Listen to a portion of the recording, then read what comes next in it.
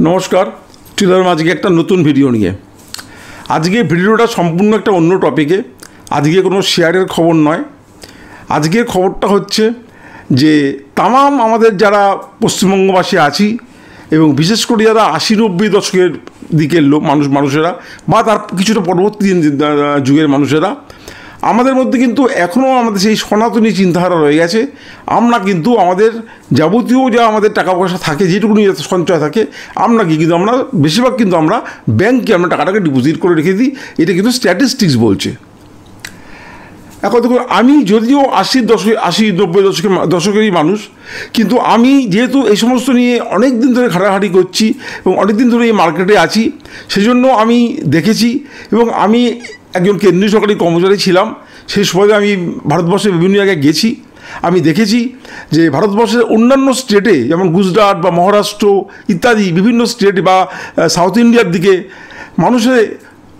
বেশিরভাগ মানুষ কিন্তু আজকের এই মিউচুয়াল ফান্ড এবং শেয়ার মার্কেটের দিকে কিন্তু তাদের একটা বিরাট একটা তাদের ঝোঁক এসছে এবং তারা কিন্তু এখানে মোটামুটি সবাই একটা ইনভেস্টার। কিন্তু আমাদের পশ্চিমবঙ্গবাসীদের মধ্যে আমি দেখেছি, আমাদের বাঙালিরা আমরা এত উন্নত, এত আমরা শিক্ষিত, এত আমরা প্রোগ্রেসিভ, এত আমরা সব দিকে খবর রাখি, কিন্তু এই ব্যাপারে কিন্তু আমরা অত্যন্ত কনজারভেটিভ। আমাদের যাবতীয় যে টাকাটা আছে আমরা গিয়ে কিন্তু আমরা সাধারণত আমরা ব্যাংকে রেখে দিই। আমরা কোনো ইনভেস্টমেন্ট করতে চাই না, আমরা ওই সেভিংস করে ওটাকে রেখে দিই। তা আজকে সেইটাকে নিয়ে একটা বিতর্কমূলক আজকে আমাদের আলোচনা। আপনার ভিডিওটা পুরোটা প্রথম থেকে শেষ পর্যন্ত দেখুন, তাহলে আপনারা যারা ইনভেস্টমেন্ট করছেন না বা করেন না তারা তো বটেই, এবং যারা কিছুটা সংশয় নিয়ে বা কিছুটা চিন্তা নিয়ে ইনভেস্টমেন্ট করছেন যে কী হয় এরকম ভাব, তাদের প্রত্যেকের কিন্তু ধোঁয়াশাটা কেটে যাবে এবং প্রত্যেকে আপনারা চিন্তামুক্ত হবেন যদি আজকে আমরা ভিডিওটা পুরোপুরি দেখেন। আজকে ভিডিওতে আমি সেই সমস্ত নিয়ে আলোচনা করেছি। যে সমস্ত ধরনের সংশয় বা ভয় আপনাদের মনে থাকতে পারে, সেই ভয়টুকু যাতে না থাকে সেই নিয়ে আমি আজকে এই ভিডিওটা বানিয়েছি। তা আশা করি আপনারা ভিডিওটা প্রথম থেকে শেষ অবধি না টেনে পুরোটা আপনারা মন দিয়ে দেখবেন। হয়তো ভিডিওটা সামান্য একটু বড় হতে পারে, তাতে আপনারা অধৈর্য হয়ে যাবেন না, কারণ এই একটা ভিডিও কিন্তু আপনার জীবনধারা পাল্টে দিতে পারে, আপনার জীবনে একটা বড় পরিবর্তন নিয়ে আসতে পারে এই একটা ভিডিও। সুতরাং এইটাকে উপেক্ষা করবেন না, মন দিয়ে প্লিজ ভিডিওটা দেখুন। আশা করি ভিডিওটা আপনার উপকারে লাগবে। এবার আমরা যদি এইটাকে একটু ব্যাখ্যা করি, তাহলে আমরা দেখব এই যে আমাদের মধ্যে সংশয়টা আছে, আমরা যে এখনও পোস্ট অফিস এবং ব্যাংক নির্ভর, কারণটা কি বলুন তো? কারণ একটাই, সেটা হচ্ছে আমাদের ইগনোরেন্স, অর্থাৎ আমাদের এই বিনিয়োগ সম্বন্ধে অজ্ঞতা। এই অজ্ঞতা আমাদেরকে এত পিছিয়ে রেখেছে। আমার একটা ভিডিও আছে, আমার চ্যানেলে ঢুকে দেখে নেবেন যে মধ্যবিত্তই থাকে, কারণ তারা বিনিয়োগ করতে জানে না। আর ধনীরা সবসময় বিনিয়োগ করে, তাই ধনীরা আরও ধনী হয়, আর মধ্যবিত্তরা কোনোদিন ধনী হতে পারে না। ঠিক আজকে ভিডিওটা অনেকটা সেই টাইপের ভিডিও। অর্থাৎ এখানে আমি আলোচনা করব যে আমরা ব্যাংকে টাকা রাখি কেন, বা ব্যাংকে টাকা রাখলে আমাদের কতটা কী সুবিধা বা অসুবিধা, এবং মিউচুয়াল ফান্ডে আমরা টাকা রাখবো কেন, সেখানে আমাদেরকে কতটা সুবিধা বা অসুবিধা। তখন এই ধরনের একটা যে মিথ আছে, এটা কিন্তু আমাদের ছিল। তার কারণ হচ্ছে আমাদের এখানে বিশেষ করে 80-90 দশকে যারা মানুষের তারা অনেকে জানেন যে সেই সময় কিন্তু প্রচুর চিট ফান্ড হয়েছিল। সে সারদা নারদাই বলুন বা বিভিন্ন ধরনের চিট ফান্ড তখন হয়েছিল। এবং এই চিট ফান্ডগুলো করতো কি না, যারা বিনিয়োগ করতো এই ইনভেস্টারদের একটা অদ্ভুতভাবে একটা তাদের লোভ দেখাতো। কেমন লোভ না, আপনার এটা 1 বছর ডবল হয়ে যাবে, 6 মাসে ডবল হয়ে যাবে, 2 বছরে ডবল হয়ে যাবে, যেটা কিন্তু পুরোপুরি একটা সোনার পাথর বাটির মতো অবস্থা। অর্থাৎ যেটা কিন্তু কোনোদিনই সম্ভব না। কিন্তু তখনও কিন্তু আমাদের যে লস হয়েছে বা অনেকে যে সর্বশান্ত হয়েছে, কারণটা কি বলুন তো? ওই অজ্ঞতা। অর্থাৎ আমরা একটু মাথা খাটিয়ে চিন্তা করিনি যে আমাকে যে বলছে 2 বছরের টাকাটা ডবল হবে বা 1 বছরের টাকাটা ডবল হবে, তাহলে ভারতবর্ষে কী এমন বিজনেস আছে যে টাকাটা আমার ডবল হতে পারে? তাহলে সেই বিজনেসটা তো আমি নিজেই করতে পারি, বা সেই বিজনেসটাও তারা নিজেই করতে পারে, তাহলে মানুষের কাছ থেকে টাকা তুলছে কেন? এইটা কিন্তু আমরা কোনো চিন্তা করিনি।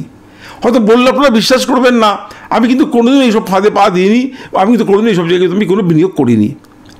কারণ আপনার মধ্যে যদি সেই সামান্য আপনার একটা লজিক্যাল মাইন্ড হয়, আপনি যদি মনে করেন যে এই যে টাকাটা আমাকে দিচ্ছে 6 মাসে কি 1 বছরে কি 2 বছরে ডবল, এটা কোত্থেকে করবে? যেখানে ব্যাংক আমাকে 6 বছর 7 বছর 8 বছর টাকা ডবল করছে, কী এমন বিজনেস এখানে টাকা ডবল হবে? সেই জন্যই কিন্তু আজকে চিট ফান্ডগুলো উঠে গেছে এবং এই চিট ফান্ডগুলো থেকে কিন্তু মানুষ প্রচুর টাকা কিন্তু মানুষ লস করেছে। কিন্তু আজকে আমাদের যেখানে আছে এগুলো, এখানে কিন্তু সরকারের সর্বদা সতর্ক দৃষ্টি আছে, এবং এখানে কিন্তু সরকারে কিন্তু একটা রেগুলেটরি একটা বডি আছে। আসুন আমরা এবার ভিডিও আস্তে আস্তে ভিতর দিকে যাওয়ার চেষ্টা করি। তো ভিডিওটা পুরো যাওয়ার আগে একটা কথা বলে রাখি, যদি আজকে ভিডিওটা দেখে আপনার ভালো লাগে এবং মনে হয় যে চ্যানেলটা ভালো, তাহলে যারা নতুন এসেছেন তারা প্লিজ ভিডিওটাকে আপনারা সাবস্ক্রাইব করবেন। অনেকে আপনারা ভিডিও দেখছেন কিন্তু সাবস্ক্রাইব করছেন না, তো সাবস্ক্রাইব করতে কোনো পয়সা খরচা হয় না, বা লাইক দিলে কোনো পয়সা হয় না, কিন্তু সাবস্ক্রাইব এবং লাইক পেলে আমার চ্যানেলটি যদি ডেভেলপমেন্ট হয়, তাহলে আমরা যারা ভিডিও করি আমরা মোটিভেটেড হই, আমাদের মনটা খুশি হয়, এবং হয় কি তাতে আমাদের ভিডিও করার ইচ্ছে আমাদের বেড়ে যায়। সেই জন্য আপনি যদি ভালো লাগে প্লিজ আপনারা সাবস্ক্রাইব করে বেল আইকনটাকে আপনারা ক্লিক করে দেবেন, তাহলে আমার যখনই ভিডিও আসবে আপনারা দেখতে পারবেন। আর যদি আপনার ভিডিওটা ভালো লাগে তো প্লিজ আপনার বন্ধুবান্ধব বা রিলেটিভদের ভিডিওটা শেয়ার করবেন। আর যদি আপনারা বর্তমানে যেগুলো ইনভেস্ট করছেন বা ইনভেস্ট করবেন বলে ঠিক করেছেন, এই জাতীয় কোনো পোর্টফোলিও নিয়ে আপনাদের মধ্যে কোনো সংশয় থাকে বা আপনারা যদি কিছু করতে চান, তাহলে আমার হোয়াটসঅ্যাপ নাম্বার নিচে দেওয়া আছে, এখানে আপনারা আমাকে ফোন করবেন, আমি চেষ্টা করবো আপনাদেরকে এই ব্যাপারে সাহায্য করতে। তাহলে আসুন আমরা এবারে মূল ভিডিওর দিকে এগিয়ে যাই। প্রথমে আমি আলোচনা করব আমাদের রিস্ক নিয়ে, অর্থাৎ আমাদের ব্যাংকে কি কোনো রিস্ক আছে বা থাকলে সেই রিস্কটা কী, আর আমাদের মিউচুয়াল ফান্ডের রিস্কটা কী, অর্থাৎ আমাদের এখানে টাকা রাখাটা কতটা নিরাপদ। তো আমরা হয়তো অনেকেই জানি না, আমরা গিয়ে ব্যাংকে টাকা রাখি, কিন্তু আপনি কি জানেন যে আপনি যদি আজকে ব্যাংকে 10 লক্ষ টাকা আপনি যদি ফিক্সড ডিপোজিট করেন, ব্যাংক কিন্তু আপনার শুধুমাত্র 5 লক্ষ টাকার জন্য কিন্তু সে আপনাকে গ্যারান্টি দেবে। অর্থাৎ যে কোনো ব্যাংক ইনক্লুডিং SBI, আপনারা হয়তো অনেকে ভাবেন SBI সরকারি ব্যাংক, SBIতে টাকা রাখলে পুরো সেফ। নো, আপনি ব্যাংকে গিয়ে জিজ্ঞেস করবেন, আপনার শুধুমাত্র 5 লক্ষ টাকা পর্যন্ত আপনার একটা ইনশিওর করা থাকে ব্যাংকে। অর্থাৎ আপনি যদি 10 লক্ষ টাকা রাখেন এবং সেই ব্যাংক যদি দেউলিয়া হয়ে যায় বা সেই ব্যাংকে যদি কোনো খারাপ খবর আসে, তাহলে কিন্তু আপনাকে সেই ব্যাংক শুধুমাত্র 5 লক্ষ টাকা ফেরত দেবে, বাকি টাকা কিন্তু ফেরত দিতে পারবে না। এইটা আজকে রিজার্ভ ব্যাংক এই নিয়মটা করে দিয়েছে। অর্থাৎ যে কোনো ব্যাংক ফেল হলে আপনার কিন্তু 5 লক্ষ টাকা পর্যন্ত কিন্তু আপনার টাকাটা নিরাপদ। তাহলে আমরা কী জানতে পারলাম, যে ব্যাংকে টাকা রাখারও কিন্তু আমাদের 100% সেফ নয়। সংস্থাটির নাম হচ্ছে DICGC, অর্থাৎ deposit insurance credit guarantee corporation. Insurance company আছে, এরা আপনাকে 5 লাখ টাকা পর্যন্ত আপনাকে দেবে, তার বেশি কিন্তু আপনাকে দেবে না। তাহলে কি মোটের উপর কী দাঁড়ালো না, যে ব্যাংকে টাকা রাখলে আমাদের টাকাটা পুরোপুরি নিরাপদ নয়, 5 লক্ষ টাকা পর্যন্ত ব্যাংকের টাকাটা নিরাপদ। আর এইবার আসছি আমি মিউচুয়াল ফান্ড নিয়ে। প্রত্যেকটা জায়গাতে কিন্তু একটা রেগুলেটরি একটা বডি আছে, যেমন ওখানে যেমন আপনাকে DICGCর কথা বললাম, আর মিউচুয়াল ফান্ডও আছে আমাদের সেবি। অর্থাৎ সেবিটা কী হয়েছিল না, 1988 সালে এই সেবিটা ফর্ম হয়েছিল এবং এরা পাওয়ারে এসেছিল 1992 সালে সেবি পাওয়ারে এসেছিল। সেবি একটা এমন সংস্থা যেটা কিন্তু আমাদের গভর্নমেন্ট অফ ইন্ডিয়ার মিনিস্ট্রি অফ ফিনান্স দ্বারা কিন্তু পরিচালিত হয়, অর্থাৎ মিনিস্ট্রি অফ ফিনান্সের আন্ডারে সেবিটা আছে। আর সেবির পুরো নামটা হচ্ছে securities and exchange board of India. এবং সেবি করে কি, এই যে যত মিউচুয়াল ফান্ড আছে, প্রত্যেকটা মিউচুয়াল ফান্ড এবং তাদের প্রত্যেকটা স্কিমকে কিন্তু সেবি কন্ট্রোল করে। এবং আমাদের যারা ইনভেস্টররা আছি, আমাদের যদি কোনোরকম কোনো অসুবিধা হয়, আমাদের যদি কোনোরকম কোনো টাকা তছরূপ হয় বা আমার টাকা তছরূপ কোনো সম্ভাবনা নেই, যাই হোক, তবু যদি আমাদের কোনোদিন কোনো স্ক্যাম বা কোনোদিন কোনো অসুবিধা হয়, তাহলে কিন্তু একটা ইন্ডিভিজুয়ালও কিন্তু এই সেবির যে গ্রিভেন্স সেল আছে সেখানে কিন্তু আমরা অনলাইনে আমরা অ্যাপ্লাই করতে পারি। সাধারণত এতদূর যেতে হয় না, এখন মধ্যে এরকম কোনো কেস হয়নি, কারণ আমি আজ 16 বছর ধরে এখানে ইনভেস্টার আছি। আমি 16 বছর ধরে এই ধরনের মার্কেটে আছি। আমি দেখেছি যে মিউচুয়াল ফান্ডে ইনভেস্ট করে কারোর কোনো ক্ষতি হয়েছে বা কারোর কোনো টাকা চলে গেছে, এরকম কিন্তু আমি শুনিনি। হ্যাঁ, আপনারা হয়তো আমি সেই কারণগুলো পরে আমি ব্যাখ্যা করতে আসছি, যে সবসময় যে আপনার টাকাটা লাভই হবে তা কারণ নেই, সেটা কেন হবে না সেটাও আমি আপনাদেরকে ব্যাখ্যা করে আসছি। কিন্তু কি, যে মিউচুয়াল ফান্ডে আপনার দেখার জন্য সেবি কিন্তু যথেষ্ট একটা কড়া একটা পদক্ষেপ নেয় প্রত্যেকটা ব্যাপারে। এবং মিউচুয়াল ফান্ড যদি কোনো স্কিম চালু করতে যায়, তাহলে কিন্তু সেবির যে একটা গাইডলাইন্স আছে, সেই গাইডলাইন্স মেনে কিন্তু তাদের স্কিম চালু করতে হয়। এবং এই প্রত্যেকটা স্কিম কিন্তু তাদের কাছ থেকে আগে প্রায়র একটা স্যাংশন দিতে হয়, এবং স্যাংশন নেওয়ার পরে তবেই কিন্তু সেই মিউচুয়াল ফান্ডটা কিন্তু মার্কেটে আসে। এবং যত দিন যাচ্ছে সেবি কিন্তু আরও বেশি স্ট্রিক্ট হচ্ছে, এবং যত ধরনের স্ক্যাম, আজ পর্যন্ত কোনো স্ক্যাম হয়নি যে স্ক্যামটা সেবি ধরতে পারেনি। এই কিছুদিন আগেও একটা জেন্টস স্ট্রিটের শেয়ার মার্কেটের স্ক্যাম ধরে 36,500 কোটি টাকা মতো একটা স্ক্যাম ধরেছে। যারা মার্কেটের সাথে কানেক্টেড তারা অনেকেই খবরটা জানেন। আর সেই জন্যই এই কথাটা মার্কেটে খুব চালু আছে যে investment securities is subject to market risk all relevant documents carefully before your investment. Mutual ফান্ডে একটা রিস্ক আছে, এই কথাটা সবসময় বলা হয়, এটাকে আমি একটু বিশদভাবে ব্যাখ্যা করছি। তবে মিউচুয়াল ফান্ডের রিস্ক বলতে ধরুন আজকের যে আমাদের শেয়ার মার্কেটটা আছে, মিউচুয়াল ফান্ড কী করে? মিউচুয়াল ফান্ড আপনার সবার কাছ থেকে টাকাটাকে নিয়ে যে টাকাটা হলো সেই টাকাটা শেয়ার মার্কেটে গিয়ে তারা বিভিন্ন শেয়ার তারা ইনভেস্ট করে। এবার ধরুন আমি আজকে 1 লাখ টাকা মিউচুয়াল ফান্ডে ইনভেস্ট করলাম, কিন্তু আমি যে সময় ইনভেস্ট করলাম দেখা গেল তার ঠিক 2 মাস পরে মার্কেটে একটা ক্র্যাশ এসছে বা মার্কেটটা পড়ে আছে, তাহলে কী হবে? তাহলে কি আমার টাকাটা বাড়বে? টাকাটা তো বাড়বে তো নাই, টাকাটা উল্টে হয়তো কমে যাবে। হয়তো 1 লাখ টাকাটা দেখা গেলো আবার 90,000 টাকা হয়ে যেতে পারে, হয়তো আমার 10,000 টাকা লস হয়ে গেল। এইখানে হচ্ছে রিস্ক। কিন্তু মিউচুয়াল ফান্ডে তো আমি 1 মাস 2 মাসের জন্য টাকা রাখিনি। আমরা বলি মিউচুয়াল ফান্ডে টাকা রাখবেন সবসময় লং টার্মে, মিনিমাম 5 ইয়ার্স। মিনিমাম 5 ইয়ার্স কবে মিউচুয়াল ফান্ডে টাকা রাখবেন না। অর্থাৎ আপনি যে টাকাটা রাখছেন, মার্কেট যদি পড়ে যায়, মার্কেট যদি কখনো দেখেন যে মার্কেট আপনার লস হয়েছে, ওটা কিন্তু আবার যখন মার্কেট ঠিক হবে, আবার যখন শেয়ারের দাম বাড়বে, আপনার কিন্তু ওই টাকাটা কিন্তু 1 লাখ টাকা কিন্তু 1 লাখ টাকা তো হবেই, উল্টে 1 লাখ টাকা কিন্তু আপনার ঠিক একটা আপনার যে পার্সেন্টেজটা আপনার বাড়ার কথা সে কিন্তু বাড়বে। অর্থাৎ আপনার কিন্তু সেখানে লস হওয়ার কোনো ভয় নেই যদি লং টার্মে রাখেন।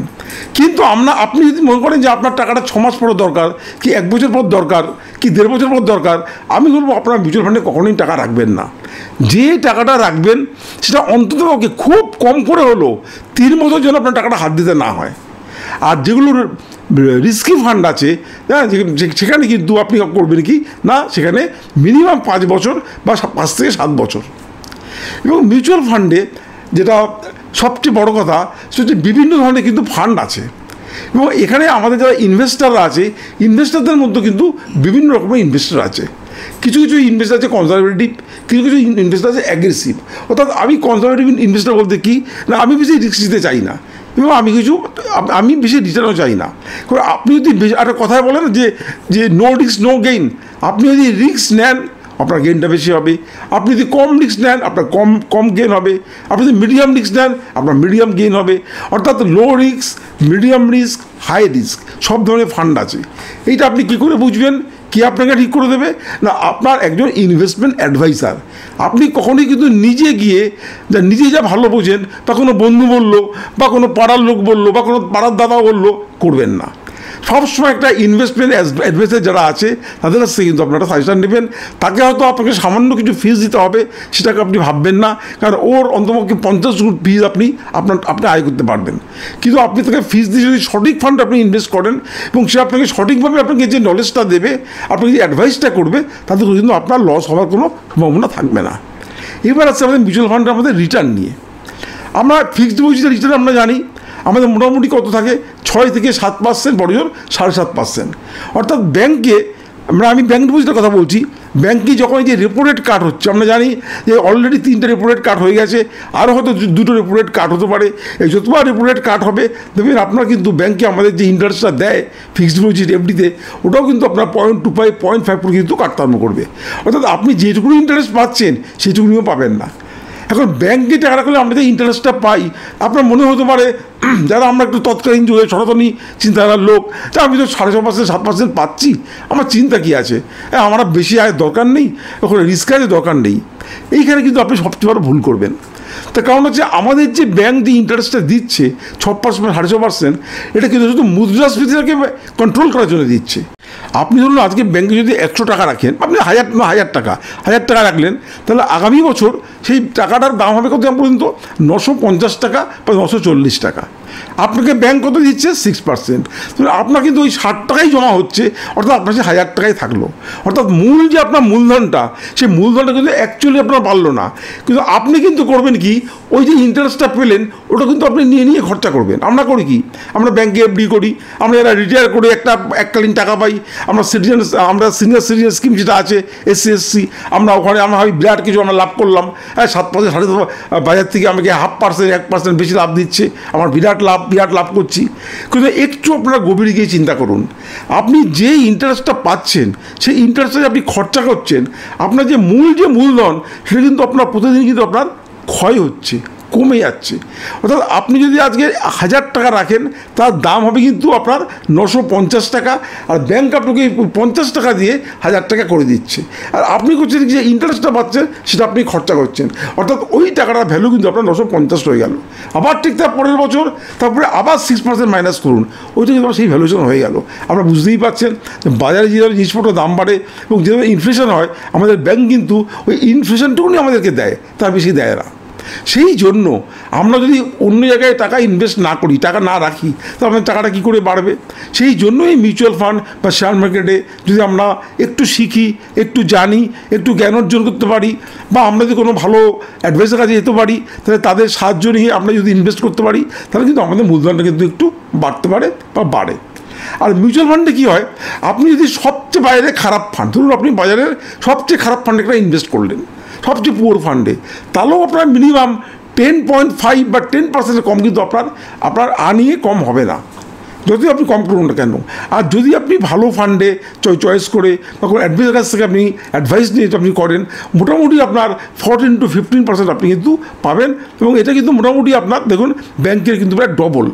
আর যদি আপনি একটু বেশি রিস্ক নিয়ে একটু অ্যাগ্রেসিভ টাইপে যদি আপনি ইনভেস্টর হন, এবং যদি আপনি একটু রিস্কি ফান্ড, এবং ধরুন স্মল ক্যাপ বা মিড ক্যাপ এই একটু ফান্ডে যদি আপনি ইনভেস্ট করেন, তাহলে ইন দ্য লং রান 8 বছর 10 বছর পরে গিয়ে দেখবেন আপনার ওটা কিন্তু 18 থেকে 20%, বা যদি মার্কেট খুব ভালো হয় আপনার তার চেয়েও বেশি রিটার্ন দিতে পারে বা দিয়েছে, বা এত সেগুলো দিয়ে এসছে। তাহলে বুঝতেই পারছেন যে আমাদের ব্যাংক বা পোস্ট অফিস থেকে আজকে আমরা যদি ওপেন মার্কেটে টাকা ইনভেস্ট করি মিউচুয়াল ফান্ডে বা শেয়ার মার্কেটে, আমি বলবো না, কারণ আপনারা যারা মিউচুয়াল ফান্ডে এখন ইনভেস্ট করতে পারেননি বা মিউচুয়াল ফান্ডের মধ্যে যারা আপনারা ভরসা করতে পারেননি, তারা শেয়ার মার্কেটে কী করে আসবেন? শেয়ার মার্কেটটা তো আরও অনেক দূরের রাস্তা। আগে আপনি মিউচুয়াল ফান্ডে ইনভেস্ট করুন, তারপরে আপনি বুঝতে পারবেন যে শেয়ার মার্কেটটা কী জিনিস।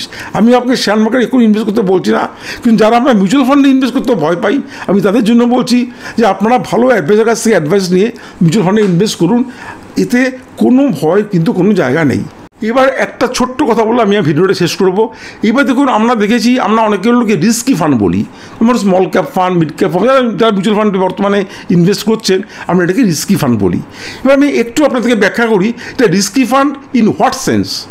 তো আর কিছুই না, ধরুন আপনি আমাদের কি হয়, মার্কেট যখন পড়ে যায় তখন স্মল ক্যাপ এবং মিড ক্যাপ ফান্ডগুলো আপনার শেয়ারগুলো অনেক বেশি পড়ে, কারণ স্মল ক্যাপ মিড ক্যাপ শেয়ারগুলো যেমন অনেক বেশি বাড়ে, আবার পড়াশোনা কিন্তু সেগুলো অনেক বেশি পড়ে।